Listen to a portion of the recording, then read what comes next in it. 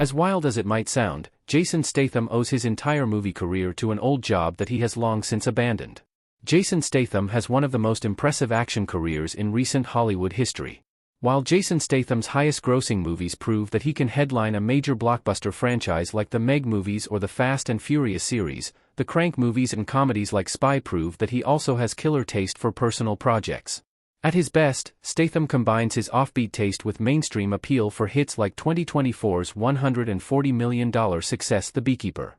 All of this has resulted in Statham accruing a net worth of millions and becoming one of Hollywood's most bankable action stars, but the actor's humble origins make this career trajectory all the more impressive. Statham was born into a working-class family and, despite his prowess as a diver, Statham initially followed in his father's footsteps to become a market stall vendor.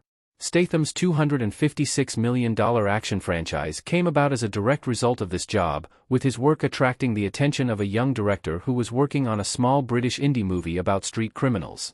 Jason Statham really did sell on market stalls before becoming a movie star. Lock, Stock and Two Smoking Barrels was surprisingly true to life. Guy Ritchie cast Jason Statham in Lock, Stock and Two Smoking Barrels thanks to Statham's work as a market vendor, with Statham telling the Denver Post in 2007 that the director wanted non-professional actors with authentic experience of the movie's milieu. Per Statham himself, Ritchie wanted to save money, and he wanted street credibility. Statham likened his work on market stalls to street theater, admitting in an interview with Sway in the Morning that he occasionally struggled with the ethics of knowingly selling shoddy goods. These concerns soon became a distant memory when Ritchie's debut movie became a massive hit. Soon, acting offers came pouring in and Statham was starring in a string of lead roles.